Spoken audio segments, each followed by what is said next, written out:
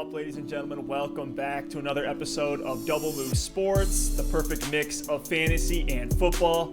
I'm Stef, and as always, I'm here with my best friend Alex. Say what's up to the people. Hey guys, hope everyone is crushing it today. We've got a great show. We're going to break down some of the movement with running backs and wide receivers through free agency. We got some huge names to talk about today, including guys like Todd Gurley, Melvin Gordon, Robby Anderson, and more. So it's going to be a great show. We're going to talk about football and fantasy football implications. So I'm super hyped, Steph. I think we can go ahead and just start going through it. You know, I don't think there's much really to preface here. I know it's kind of a dead time right now, so hopefully we can bring you guys some value, keep you guys entertained when not that many sports are going on. We got some hot takes. Hot takes coming at you. Hey, I'm ready. You better bring the heat right now. The first one we're going to talk about, though, is Todd Gurley moving from the Rams over to the Atlanta Falcons.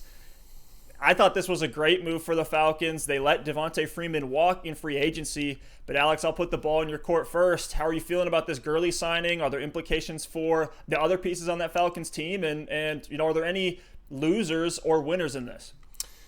Yeah, that's a good question. I don't really think there's necessarily any losers on this Falcons team.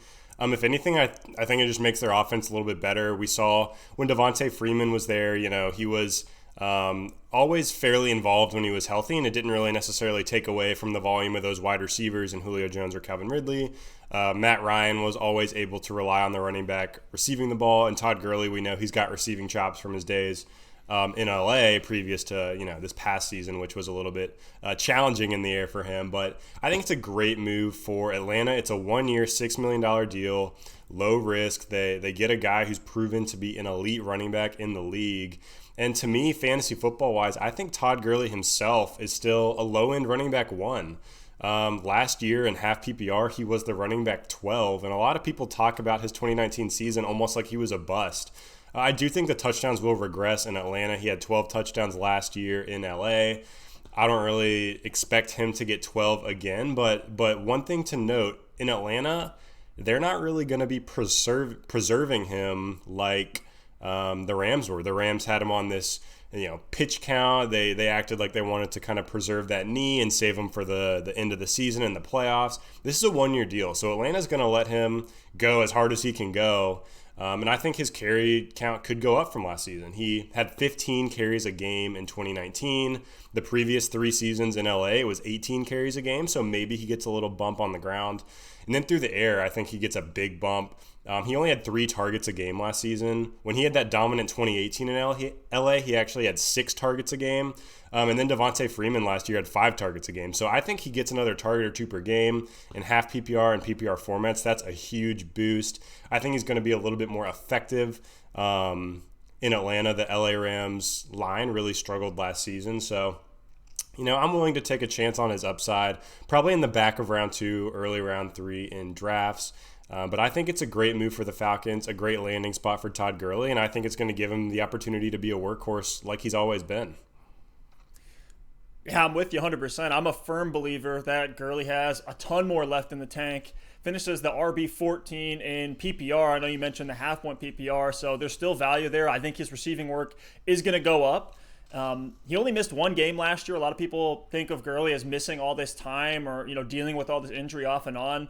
I mean, he only had 33 fewer carries than a pretty decent 2018 season. If we even want to go back to 2017, he only had 56 fewer carries, which if you think about that, that's 3 games for a running back, essentially. Look at the workload that the Rams were even giving Gurley towards the end of the season. We had him he averaged from week 11 on 16 fantasy points per game, and in those games, he had 25 rushing attempts, 6, but that was in a game where they were getting smacked by the Ravens on Monday Night Football. 19 attempts, 23, 11. That was the game where they got exposed by Dallas on the road. Gurley still had 20 fantasy points in that game thanks to 2 touchdowns. And then 15 carries and 20 carries. So he ended the season on a really nice stretch, getting a full workload, and played pretty well. You know, I'm willing to bank on that. I think he's going to take over some of the vacated targets left by Devontae Freeman. Even if we look back to 2016 to 2018 with Tevin Coleman on the Falcons, he was getting about 30 receptions a year to Freeman's 50 or so. So, yeah, absolutely. I think Gurley's going to get an uptick with that receiving work. We're going to keep an eye on reports coming into the season. Look how he's looking at camp. if he, all reports point to that knee is looking healthy, Gurley's back. I think it's huge. Absolutely, he could have high-end RB1 upside. And I think the offense as a whole for the Falcons is going to improve a little bit just because Gurley is an upgrade over Devontae Freeman to me. Absolutely. Anything else to add on this move? Yeah, one last thing, and it's something, maybe it's just a narrative and it doesn't really hold any weight. But when you think about this Atlanta Falcons team as a whole, you've got to think that their window is closing with that core of Matt Ryan and Julio Jones. They're not getting any younger, and you've got to think, if you're the Atlanta Falcons organization, you're thinking, hey, how can we go make another Super Bowl run while we've got these core pieces in place? Because like we've talked about on this podcast in the past, it's super hard to keep the status quo year over year in the NFL. Like we saw the Falcons blow the Super Bowl, and then they've struggled since then, but they pretty much have the same offense, at least the defensive side of the ball. I know they've had injuries and things, but you've got to think with this one-year deal with this really strong core with Matt Ryan and Julio Jones and a young Calvin Ridley, guys that have shown to be superstars in the past, or at least have superstar potential. You've got to think with Todd Gurley on a one-year deal, they are going to give him the work and they are going to put the pedal to the metal. So I think his volume increases, especially like we said in the passing game, and he could be a great value in drafts if people are sleeping on him in that knee. Seems like in summary here, what we're saying is the scoring volume is going to go down, but that's going to get balanced out with an increase in usage, more receiving volume. So, for us, sounds like Gurley gets the Double Move Sports stamp of approval. Let's move over to the next big running back name here, Melvin Gordon, who's moved from the Chargers over to the Broncos. When this news came out, my gut reaction was, oh no, this is bad for Phillip Lindsay. This is like disrespectful to him. The undrafted free agent who came out of nowhere, hometown hero to take over for that Broncos backfield, is now going to take a back seat. But actually, I think the guy that really should be worried is Royce Freeman. To me, it seems like the Broncos are going to try to recreate that Gordon-Eckler combo that the Chargers had, and now it's going to be a Gordon-Lindsay combo there. We look at Phillip Lindsay's finish in 2019. He finishes the RB19, so mid RB2. He had over 1,000 yards and has had 35 receptions the past 2 seasons. He was 16th in attempts at 224, and he had 7 touchdowns, which is pretty solid, and was running at about 4.5 yards per attempt, which is pretty good as well. So Lindsey's been fine. He's been one of those RB2 guys you can plug in, week out, maybe stay away from in certain matchups. But Gordon's ability and his pedigree blow Lindsey's out of the water. So I got to think the Broncos are going to favor giving the ball to Melvin Gordon. Wouldn't you agree, Alex? Yeah, absolutely. My first reaction, I was shocked, and I felt bad for Melvin Gordon in the sense that he made this whole scene with the Chargers trying to get that extension holding out, and it didn't really pay off for him. His deal was 2 years, $16 million, which when you look at Zeke's deal, which he got like $15 million annually for 6 seasons, and Gordon signs a small 2-year, $16 million deal, it's barely half of what Zeke got. You definitely got to feel like Melvin Gordon regrets holding out. But having said that, Gordon with this contract is still going to be the 6th highest paid running back in the league. So with his talent and with the money that the Broncos were able to give him, you've got to think that, they're going to use him and feature him in that offense. So if we look at the Broncos' share of the backfield last season, Phillip Lindsay had 14 carries a game, and Royce Freeman had 8 carries a game. So that's 22 total carries a game for those 2 guys. Like you said, I think Royce Freeman is essentially obsolete at this point. But with those 22 carries, I could easily see it almost being a 50-50 split from a carry standpoint. I think each Lindsay and Gordon are going to get about 10 to 12 carries per game. But then when you factor in the receiving work and you factor in the goal line work, I think that's where Melvin Gordon is going to be featured. So I definitely think Gordon is still going to be a running back 2 with upside, because he's not going to be a workhorse. Lindsay still will get his. But the carry volume plus the touchdown work and the receiving work kind of puts him over the top and separates him from some of these other guys in his tier. As far as Phillip Lindsay goes, though, I'm not super excited about him. I'm not really touching him even in that timeshare, because I think he could fall into that boat where he's almost like a Carlos Hyde for Houston last season, where he's getting carries. He might have some 100-yard games. He might have some big plays, but he doesn't really have the upside anymore. He's not catching the ball. He's not getting as many touchdowns, and he's a really solid back for this team. But for a fantasy perspective, he's like a low-end running back 2, maybe a flex. So that's my gut reaction. Steph, what do you think about that? Are you interested in Phillip Lindsay at all in 2020? I might keep my eyes on him. I'm a guy who really looks for running backs that get a lot of receiving work. If it tends to trend that way, I'm a huge fan of Austin Eckler. Did a great deal for my teams last season. So if I can pick up another guy in that position, potentially. It's just we don't have such a large sample size with Drew Lock yet, so it's hard to definitively say if that is going to be the case. I'm sure we're going to have some fantasy players that go all in and think this Broncos offense is going to be greatly improved. I'm sure you have others that think they're going to be towards the bottom like they were. They do run more than the Chargers. Now, take into account the check down volume that Rivers was throwing Eckler's way and even Gordon's way for a big chunk as well. But if we look at Gordon, he had 8 touchdowns last year in just 12 games. Now it's 11th among all running backs. He had 42 receptions, which is more than Phillip Lindsay. And, and again, in 4 less games. And if you think he plays those 4 games, he ends up right around where he has been the last couple of years when he had 50 and 58 receptions in those last 2 seasons. So I think Gordon is still going to get plenty of passing work as well. The range of outcomes I do see is pretty wide. Will Gordon finish as a mid to low RB2 with top 15 upside? That's kind of where I have him right now. I think Drew Lock gets a bump from this, and he'll have even more weapons. They're putting everything around him that he needs to prove himself. So if you have Lindsay, if you've invested in him in Dynasty, something like that, all you're praying for now is for the Broncos to go down big early in every game and need to pass it to him and check it down. The Broncos offense, young and inexperienced. So they're going to be boom bust. They're going to have their moments. They're going to have their stinkers. Do we think the Broncos are going to be able to score as often as the Chargers? What are your thoughts on that?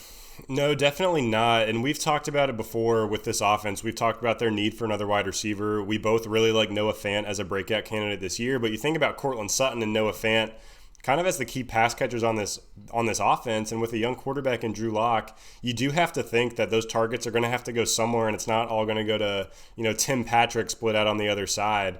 So I do think there is a decent amount of receiving work to be had for these running backs, but I don't think it's going to be Phillip Lindsay. Last season, Royce Freeman actually got more targets than Phillip Lindsay. Lindsay only had 3 targets a game. He was able to turn that into 35 catches on those 48 targets, but the receiving work hasn't always been there. It's never been how they've used him. So I think Melvin Gordon comes in and actually gets that receiving volume that Royce Freeman was getting, which was a little bit over 3 targets a game, and I think he even cuts into Lindsay's a little bit. So on the receiving side, I still think it's going to be Melvin Gordon, and I think he's going to be the main beneficiary there. And even splitting time with Austin Eckler last season, we know Austin Eckler, what he does is catch the ball. We know he's a receiving back, he's a scat back, but Melvin Gordon, when he came back last season after the holdout, he still got 5 targets a game in that offense, and that's on top of what Austin Eckler had. So I think he's proven it as a receiver in the past. He's going to keep doing that moving forward. And over the back half of last season, over the last 8 games, Melvin Gordon was actually running back 9 in half PPR. And I don't think the Broncos offense is going to be quite as good as the Chargers. I know the Chargers struggled last season, but from a scoring perspective and a volume perspective, in fantasy, they were still a much better offense than the Broncos. I still don't think the Broncos are going to score as much as the Chargers did last year. But I do think the work is going to be there, and I think there's definite upside for Gordon. Like you said, he's a solid locked-in RB2, and I think there's RB1 upside. And, if there was ever a situation, we don't ever wish injury on anyone, but if Phillip Lindsay missed time, I think Melvin Gordon is a top 8 guy, unquestioned. So, it remains to be seen. It was honestly a surprising move. I didn't really have Denver circled as a landing spot, but it's going to be interesting to see how they're able to split up that workload in the backfield in 2020. Broncos run the ball on 44.8% of their plays.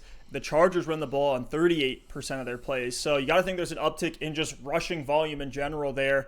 I have a few names, a few comparison points that I want to throw out there for you, Alex. Looking at Fantasy Pros ADP, we have Melvin Gordon going around mid-3rd round. So let's see where you have him at in your ranking. So would you rather have on draft day, as of everything we know right now, Melvin Gordon or Kenyon Drake? Give me Kenyon Drake all day. That offense is electric. They're going to score a lot of points, and he's going to get a lot of touchdowns inside the 5. Now, Melvin Gordon or Marlon Mack? See, this is a situation where I'm going Gordon because of that receiving work. He had the 5 targets a game last year, splitting with Eckler. There's targets on the table, assuming he steps into that Royce Freeman role and more. So just because Marlon Mack doesn't catch a ton of passes, and I know Phillip Rivers does dump it to the running back a lot, but the Colts have other guys to fill that void. I think I'd rather go with Melvin. And then last one here, Melvin Gordon, or the guy we just talked about, Todd Gurley. Yeah, this one, I thought you might ask me this one, so I'm prepared for it.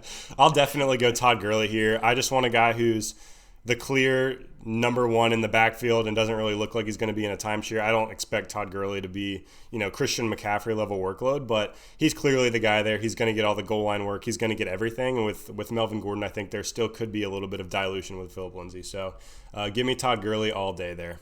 Awesome. Well, let's move over to the next one here, talking about Jordan Howard, who's left the Philadelphia Eagles, now signed to the Miami Dolphins that are still in full rebuild mode. He finished as the PPR RB44 and missed 7 games with injury in 2019. I see him as just kind of an insurance policy, a bridge running back. Obviously, the Dolphins are going to bring somebody in. You got to imagine they do with all that draft capital they have. Alex, what are your takes here on Howard? Well, this was a 2-year, $10 million deal, so we got decent money. It's similar to the money Mark Ingram got in Baltimore. So I do think they're going to use him, but to your point, I think the biggest thing to keep an eye on is what they do in the draft. I don't, now that they got Howard, I don't think they're as likely to go out and get a Jonathan Taylor or a J.K. Dobbins or someone elite on day one.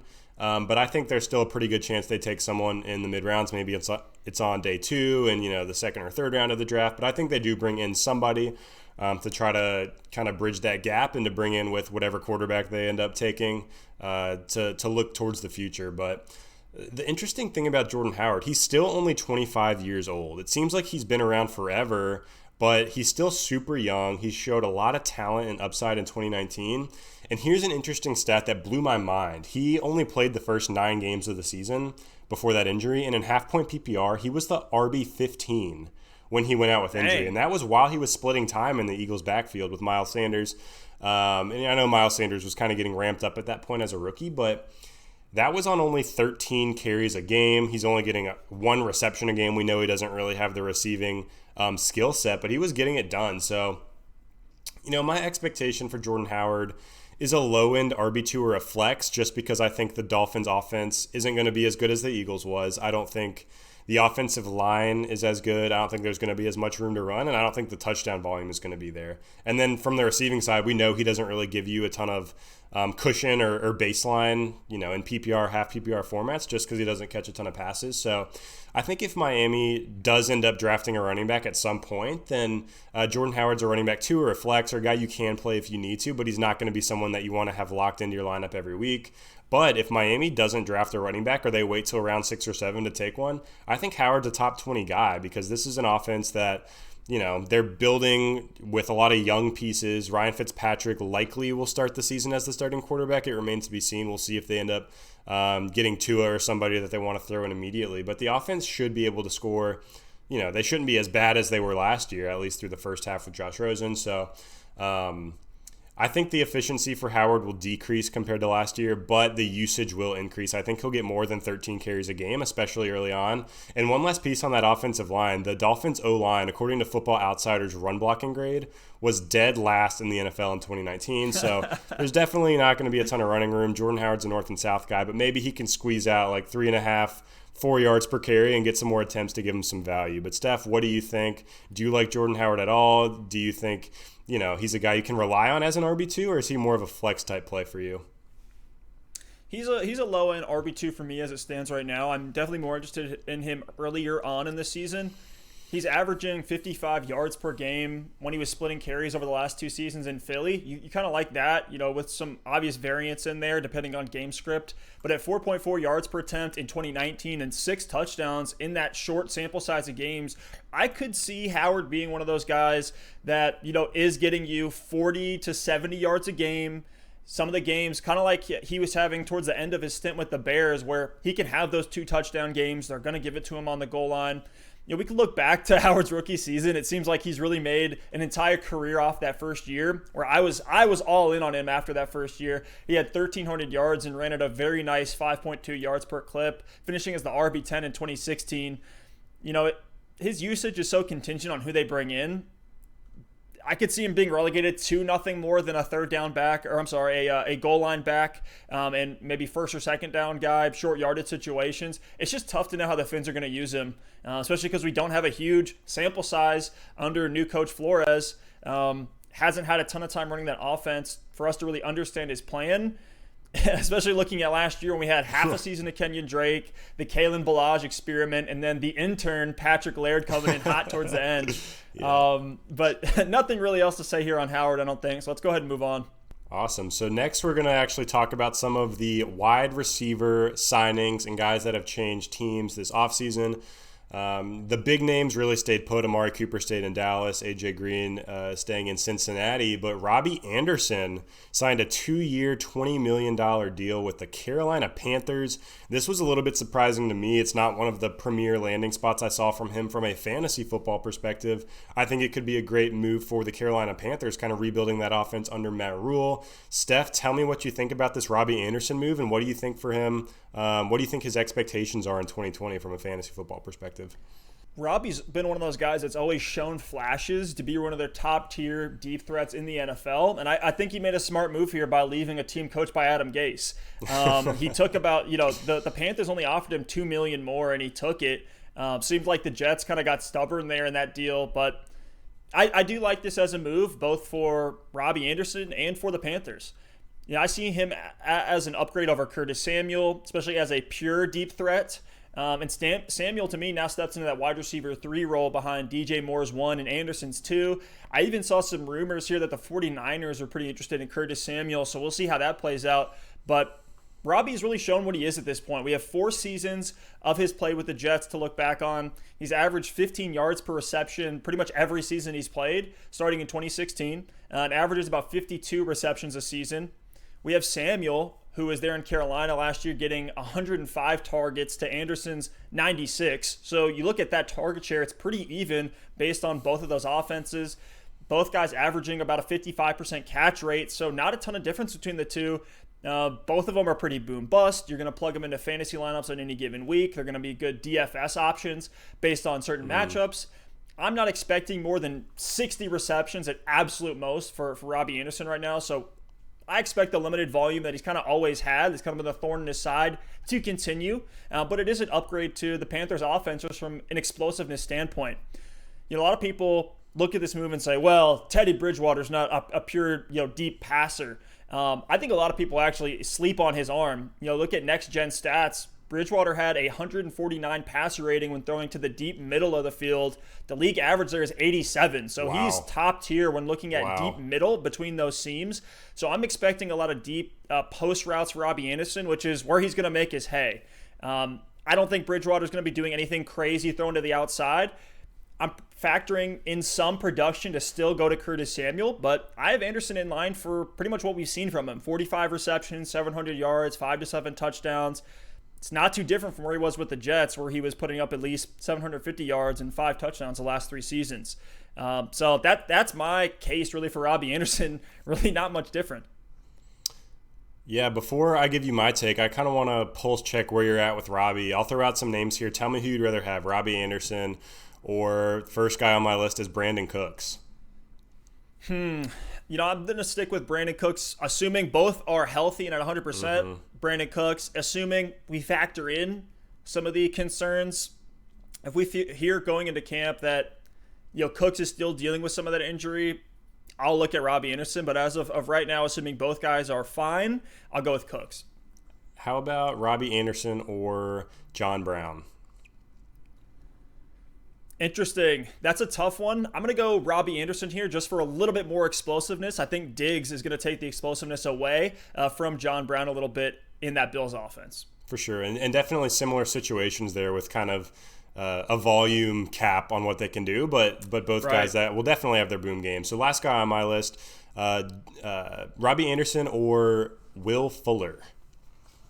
Definitely taking Robby Anderson in this one. I'm not touching Will Fuller with a 10-foot pole. Don't even try to get me, Alex.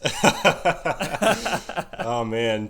Thanks for giving me Will Fuller before his 54-point week last season. That was nice of you, Steph. I gave you that one 50-point rental, and then you lost him for the rest of the season, so that's fine. And then the wheels came off. Yep. So, yeah.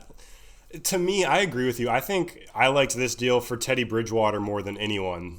We had just talked about Right. Teddy Bridgewater on our quarterback pod. This was before the Robby Anderson signing, and we talked about how we love Teddy as a streamer. We think it's a great stability move. I think you actually used the word stability as the best way to describe it for the Carolina Panthers. And bringing in Robby Anderson has just given Teddy Bridgewater a lot more, streamability, appeal in fantasy football. I don't think we expect Teddy Bridgewater to come out and throw 600 passes in 2020, especially when you have Christian McCaffrey in the backfield. But when you look at Teddy's consistency and his accuracy as a passer, and then you look at the weapons around him in a good matchup in a game that, in games that will be higher scoring and can be shootouts, I think Teddy now is as good a streamer as anybody. He's got DJ Moore as a really good possession guy who can really do it all. He can win deep. He can win underneath. You've got Curtis Samuel as a utility player, Robby to stretch the field, and the best running back in the game right now from a receiving and rushing standpoint if you combine the two together, and Christian McCaffrey. So to me, I think Teddy Bridgewater is a huge winner here. I think Robby Anderson,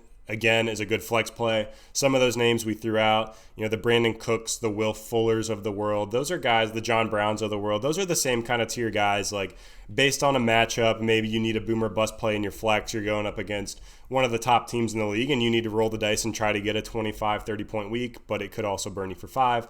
That's kind of how I think of Robby Anderson. But for me, the Panthers' offense is becoming a little bit crowded. I think DJ Moore and Christian McCaffrey are the two guys that are undoubtedly going to get their volume. So for me, this is really a big hit to Curtis Samuel. I think, assuming he stays in Carolina and he doesn't get traded like some of these rumors, he's just a bench stash at this point, and maybe we see some things out of that offense. Maybe Matt Rule uses him a little more than he had been in the past. Maybe there's an injury that allows him to get some more volume. But for me, Curtis Samuel takes a big hit. As far as Robby goes, I would have loved to see him land somewhere else. Honestly, the Eagles, the Colts, even staying in New York with the Jets, I think would have been better for his fantasy outlook. He has shown a lot of flashes, like you said, in the past with Sam Darnold at quarterback. I think that could have been nice to see them for a full season together. So yeah, I like the signing for the Panthers. I like it for Teddy, but I don't necessarily think I'm super interested in Robby Anderson for fantasy 2020. I'm not really either. At that tier, we're looking at 7th to 10th round. There's other names there that I like more, like Darius Slayton, Marvin Jones, some of the other ones that we threw out there. But let's go ahead and move over to Emmanuel Sanders, who's moved from the 49ers over to the Saints. He finished as the PPR wide receiver 30 after being traded to the Niners from the Broncos after week 7 last year. I love this move for the Saints, who are still really in that win-now mode, trying to get one more ring for Breeze before he retires. You look at the Saints' volume outside of Michael Thomas, you have 70 targets going to Jared Cook, and then it's 57 for Ted Ginn, and then now you're kind of scraping the bottom of the barrel with Josh Hill and a few other names there. The first standout point here is that 194 targets to Michael Thomas is definitely not going to happen again. There has to be some regression there. He can't break the receptions record twice in a row. So you have to think, with that regression baked in, Sanders is going to get some of that production. But, what are you expecting from Sanders, Alex? Are you expecting him to be kind of like he was in San Francisco, kind of a more boom-bust guy? Or do you think he's going to have kind of a higher floor here? No, I think it's going to be similar to a San Francisco situation. And I think those target numbers you were giving out included the playoff game as well. So I know they only played one playoff game. So, if you're looking at the regular season, maybe shave a couple targets off of each of those names. But, ballpark wise, it's the same. Ted Ginn last year, like you said, had 57 targets in the regular season. He had 56. Traquan Smith had 25. That's a combined 81 targets for essentially those two guys together being the wide receiver 2. I expect Sanders to pretty much eat into their volume more than anybody else's, and maybe get a little bit of that Michael Thomas volume as well. Thomas had 185 regular season targets last year. I'm not changing my expectation for Thomas. My expectation before this move was probably 165 to 170 targets, which is still 20 less than last season. I think Sanders takes some of those, and I think he also cuts in again in Traquan Smith to put him around, the 90 to 100 target range. So for some context there, Sanders had 97 targets in 2019. So volume-wise, I expect it to be the same. I think he'll maybe have some boom games and certainly some bust games. I think you're not really going to be able to rely on him, on a week-to-week basis. But another fun fact about Emmanuel Sanders, he actually played 17 games in 2019 because of that trade. Just how things worked out with the bye week, he was able to get 17 regular season games in. So, coming back from that Achilles, that's incredibly impressive. He is getting older, but he still can clearly make plays, and he clearly is a veteran who knows how to get open. He can still get it done. So to me, kind of like we talked about with Robby Anderson, I think Robby Anderson was a great move for the Panthers. I think Emmanuel Sanders is a great move for the Saints. I'm not necessarily super interested in Sanders from a fantasy football perspective, but he's another guy you can put on your bench, and if, through the first couple of games of the season, he's getting good volume, you like what you see, maybe you throw him into a flex or wide receiver 2 spot, but he's a guy, maybe in double-digit rounds. I'm willing to take the upside of some of these other guys, like the Darius Slaytons of the world, like you threw out there. People with upside, players with upside like that definitely spark my interest a lot more than, an older veteran Emmanuel Sanders.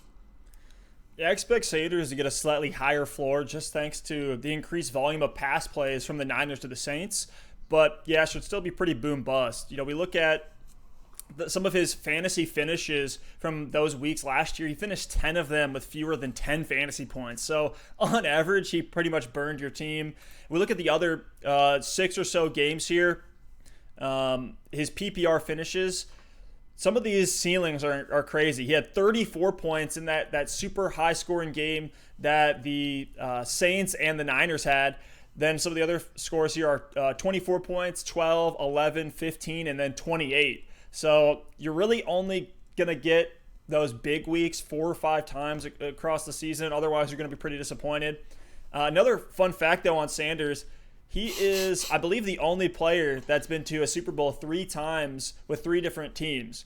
So for his sake, I hope he can be the first to go to 4 Super Bowls with 4 different teams. It'd be interesting if the Saints were able to get there. But he's still, yeah, like you said, not a guy I'm looking to draft in 2020. I'd gladly scoop him off waivers on the right week. But more than likely, I'll shoot for an upside play in those later rounds. Look, this is why you listen to Double Move Sports. We have more Emmanuel Sanders fun facts than any other podcast, guaranteed. There's 2 already. I'm sure there's going to be more to come. So love that take. I think we're pretty much in agreement there. And a hot take for me, a guy that also changed teams in free agency that I would rather have in fantasy this season is Brashad Perriman. I think the upside is there at this point. Sanders, he does have that boom potential, but I think with Michael Thomas on that offense and the volume that goes to the running backs with Alvin Kamara, I think the upside is limited. If I'm drafting, I am taking a shot on a guy like Brashad Perriman or even like Robby Anderson, who we just talked about, over Emmanuel Sanders all day. So let's talk about Brashad Perriman since you bring his name up. Do you think he steps right into that Robby Anderson role and looks at about the same production on that Jets offense? I certainly do, and I actually think the production is going to be higher than Robby Anderson saw. Wow. I do think Robby Anderson is a better wide receiver than Brashad Perriman at this point in their career, but I think this is a great move for the New York Jets. You lose Robby Anderson, and you're able to bring in Perriman on pretty much a risk-free 1-year deal. It's cheaper than the annual value Anderson got. Perriman was only a 1-year, $8 million deal with the Jets. So, virtually no risk. It doesn't break the bank. And I love it for both sides. Perriman has the first-round pedigree. He was a first-round pick in 2015, looked like a bust. We saw his career kind of come back to life last season with Tampa Bay. And he has a very similar skill set to Robby Anderson. He can stretch the field, but he's still, a very serviceable receiver on all 3 levels. So, Brashad Perriman, we saw it at the end of last season. If you were in the fantasy football playoffs and you had Brashad Perriman on your team, he's one of those guys that, you pick him up on waivers late in the season, and he potentially guided you to a fantasy championship. Over the last 4 weeks in 2019, Brashad Perriman was the wide receiver 4 in half-point PPR. Wow. And these are the reasons why even if you're eliminated from the fantasy football playoffs, you should still keep up with everything happening through the end of the season, because this is a perfect example. If you didn't really, if you got eliminated and you didn't keep track of what was happening, you never really saw this mini Brashad Perriman breakout, and you probably have him written off, remembering what he did in Baltimore, which was nothing except drop a lot of passes. So he showed a lot of promise there in Tampa Bay. I think in this Jets offense, he is going to be featured. Robby Anderson had 6 targets a game in 2019. That's not incredibly high, but several of those games were without Sam Darnold. So I think, the pass volume for Perriman should be those 6 targets as a baseline. And I think the overall pass volume in this offense is going to continue to decrease in 2020. I think it actually takes a bit of a step up. Something people don't realize about the Jets, and this blew my mind, over the last 8 games in 2019, they were 6-2. When I think about the Jets in 2019, I think of them as I remember the game against the Patriots, where they were on their 3rd string quarterback and the Patriots D scored 30 fantasy points. I remember Sam Darnold saying he's seeing ghosts in prime time. I don't remember a 7-9 team that finished 6-2. So, we mentioned Anderson being gone. Demaryius Thomas and his 58 targets last season also might not be back. He's a free agent. So I think Brashad Perriman, as it stands, has a lot of upside. Sure, I'm not putting all my stake in Brashad Perriman and rolling him out as my wide receiver 2 to start the season, but he's a guy you can probably pick up in the late rounds that has that upside that I would take over an Emmanuel Sanders. I would take over a Robby Anderson. I would take over a John Brown. So to me, he starts out as a low-end wide receiver 2. Keep an eye out for the Jets. I think they are a strong contender to draft a wide receiver. If they do take a receiver in the first round, that obviously changes a lot, but as things stand, I think, the Adam Gase experience definitely scares me a bit, but I think Sam Darnold is going to continue to be fine as a quarterback, providing volume to fantasy football wide receivers, and I think Brashad Perriman showed a lot last year. Well, you got me excited for some sleeper appeal in Perriman. Yeah, I certainly like him better than Anderson, just with that 20 extra pounds that he has on him, and I feel like he has kind of a more balanced route tree, whereas Anderson's just going to be your post and go routes and your flies, things like that.